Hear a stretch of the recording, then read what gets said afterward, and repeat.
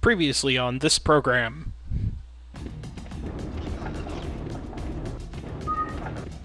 Suicidal megatanks. Say, Einstein, your gizmo's not exactly a total success. Odd being impatient. What?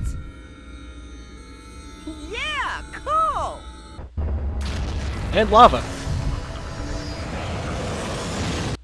And now for this episode. Okay. So, if you remember from the, well, that was me cutting out a really long pause that I had in there for some reason. Okay, if you remember last time, we actually had a stealth program activated, so now there are no monsters that know that we're here, or something. Well, basically what's happening is, it's all platforming for this segment. And that's exactly why I upgraded telekinesis last time, because we get telekinesis in this episode. Nice, I can't wait to try it. It's the only power you can do that for, but either way. Telekinesis just burns energy, so an upgrade's a good idea, even this early on. But, yeah, you can either just fling an object with telekinesis, or, well, you'll see later what else you can do. And yeah, there's a lot of using odd here because, platforming. He's good for that. The whole claw thing and climbing up walls and such. Hadn't thought of that. Thanks for the tip. If you hold down the button while you're using telekinesis, you get the charging meter thing, and you hold the object for a little while. Controlling it, at least in the PlayStation version, is absolutely horrible. I would hope it would be better in the Wii version, being, you know, motion-controlled and point-and-click type thing, you know? Like, you could directly aim it right at the button and be like, okay, now put it there. I mean, that makes sense. But they couldn't translate the controls better for the PS2, and I don't understand why exactly. So here I cut out a pretty serious fail where I just walk off a cliff. And yeah, I still kind of fail in the one that makes it through, but this is actually a pretty long little sequence with no save point. Climbing up this wall. Another thing is, if you actually go all the way over to the right there, you find a upgrade item, but I don't really need it, so we're just gonna move on. Or maybe it's a vignette, random goodie thing, I don't know. I can't remember. I didn't look. And you see I very specifically pass up that because I don't need it. But here's another fun part. This is probably the most well-hidden goodie in the entire game. It is the only one that requires you to do that. And it's really the only time you'll need to do this either. Actually go to the... oh, well, I could have just hit the save point, but... And no, you do not need to use time control, obviously. But you will need to use Yumi's balancing ability, so... This is kind of a long one, and if you figured out exactly how the balancing thing works, then this one's a lot easier, but if you're reacting the way that the game is telling you to, like whenever the arrow goes past the middle, then you're pressing the proper button, you might actually screw up and have to do that over again. So, we have that save point, a little bit more jumping. Hitting more lava, because I'm such a pro at that, aren't I? Disappearing platforms, and finally a cutscene. A really cool cutscene. Got it, Jeremy. We found the tower. Okay, no time to lose. Activate it.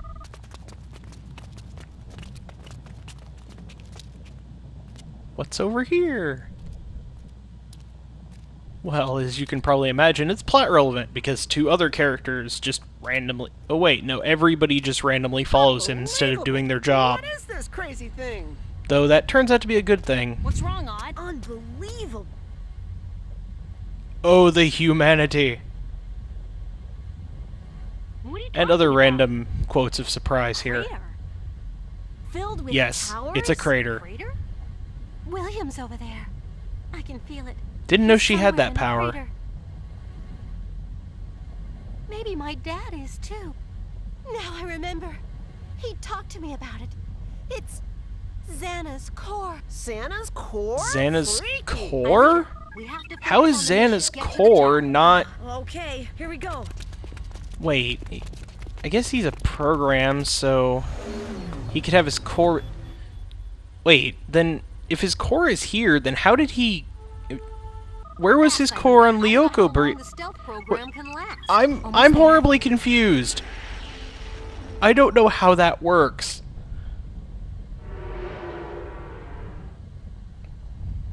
Hooray! We can come Wait a back. minute, everyone looks About time. rather solid.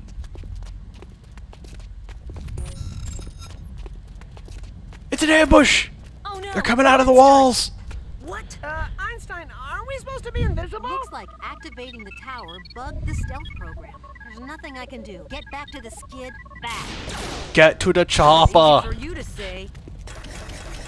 Sorry, I really had Where's the to. skid? Alright, done. we made it out. Right under Xana's nose. That worked out pretty now well. That the Forest Replika is stable, we can destroy it once and for all. Yes, that's Anything right. new about the core of XANA? The No, not forest yet. sector But I'll look into is it. stable and That's probably vulnerable. where William's hiding. We'll know pretty soon. I wonder, do we have enough time? Yes, we have enough straight time. anymore. We're just gonna go Plus, ahead I and feel jump like straight my into the head's next mission. overheating. Well, after a little bit of Funny thing is, non that doesn't sequitur from surprise me at William all, here. William. Maybe Or there's a fake bug in William. Jeremy's program that's causing the overheating. What do you think of this new William? Is he hiding something? No, he's too stupid to hide anything. Now that things on the Forest But the Replika people are that back created working, him are we can hiding use something, the obviously. supercomputer and destroy it for good. Let's go. Launch the procedure, Jeremy. That was quick and concise. You'll never be safe, that's for sure. Xana's sending more monsters. Watch out! Here they come. Release. Wait a minute, no William this time? I feel a little cheated, honestly. Oh well. So here we're fighting against the, well, here it's the grappling enemies that kind of spin around, and they're hard to kill, but take them out. Then we have a manta. It's a bomb-dropping manta, but he drops like one bomb and we shoot it without really noticing. So these are an interesting type of enemy. I don't think we fought any of these yet. Effectively what they do is they produce those large rings. And yes, just as you expect, you can actually fly through them once the actual part of it that could hit you has passed you. These guys also are only vulnerable for a certain period of time during their attack stream, or attack pattern. So the trick is, you shoot at them right after they fire the rings. But you focus your main efforts not on getting a lot of lock-ons on the target, but mostly on just avoiding the attacks. And they give you a nice big supply of repairs because they expect you to screw that up pretty badly, even once you've succeeded. I don't remember what I'm killing here exactly until we get to the bomber manta. But, and now we have posts to fly into. Oh well. Try to trick me into just going back and forth there. Okay, the way is clear. Alright, we made it through. Replica will protect the skid, And since okay? we're visible, it made sense for us to actually detach the skids and have to get through an obstacle course. Seriously, what was that about in the last episode? That made no sense at all. Oh well.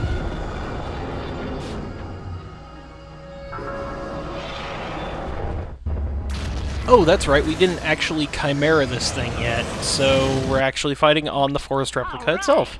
The translation worked. Ulrich, you're on your Convenient. own to defend the skid now.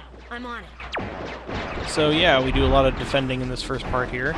Luckily, there are no enemies that have to be killed with the sword in this first segment. Because you have lots of things that are shooting at you, and they can all be killed by reflecting their shots back at them. Which means the large number of creepers and tarantulas are pretty easy to take down here.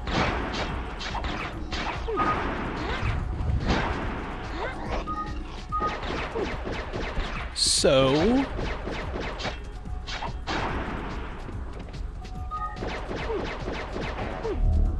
yeah, you see me do this stuff a bunch already. Thankfully, we are getting really close to the end. After this episode, there's about an hour's worth of gameplay left in the game, based on my raw footage numbers. And that's if you don't go after a lot of the extras, which we're probably not going to do. At least not yet. Maybe sometime I'll get around to doing it, but don't ever expect it. Who needs to fight things when you can just run? Hurry up and get back to the skid. I'm coming! And there, I catch both of the crabs with a jumping slash, which is pretty awesome, actually. Ulrich and Jeremy are counting. It's quite useful. Charge! You'll also see me use the triplicate a bit here, because it does pretty good damage, but you'll see me use it a lot more near the end of this little segment. Because I have a lot more enemies to fight with the only Ulrich. Fantastic. But as a reward for having to deal with Ulrich and his really stupid final power... yeah... I think they were intending for it to cost energy, but they just never had it do that. Otherwise, why would they put that well there?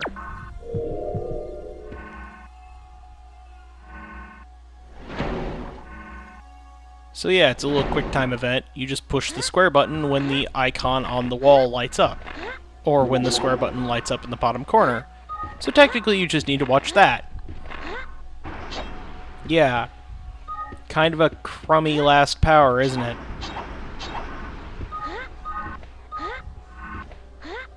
I am so happy I got the timing for that right. It's one of the very few places where those digital envelope destroying thingies can actually kill you. So it's kind of nice that I didn't screw it up. And right there I cancel out of the attack because it was locked onto the wrong target. So here I use a lot of triplicate, because it's the easiest way to take out the Volcanoids. But I also make the mistake of not realizing that the creepers infinitely respawn here. They're coming from that red XANA symbol over there.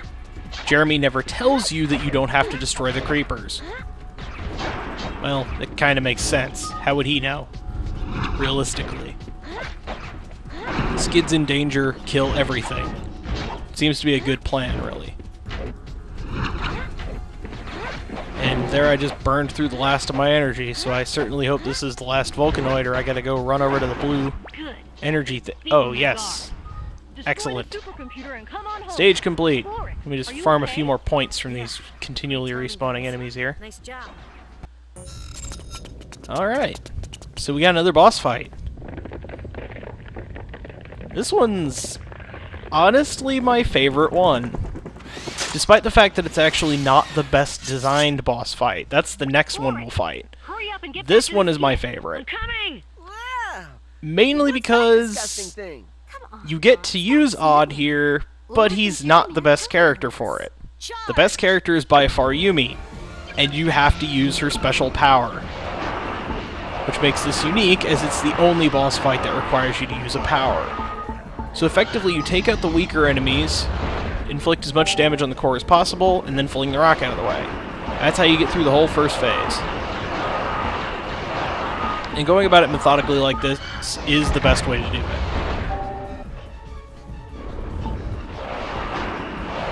You know, I don't think I take a hit at all in this first phase, or possibly any of it. I don't remember exactly. But then the enemies start coming up before I can take down the rock. Well, I guess I better just, oh, I took a hit there. I guess I better just take out all the little weak enemies before getting rid of the rock. And then barraging the boss. Oh, darn it. More enemies to kill. Oh well. Better safe than sorry. And it maxed out at 3, which means I can't do more than 3 hits worth of damage to finish it. And holy freaking crap, it's an alien.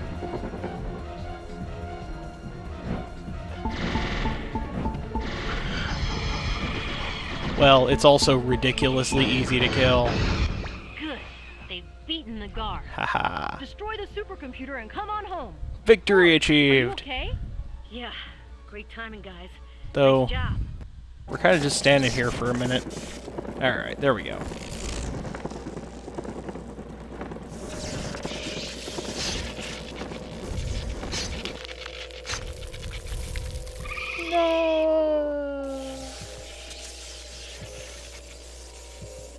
And the core explodes.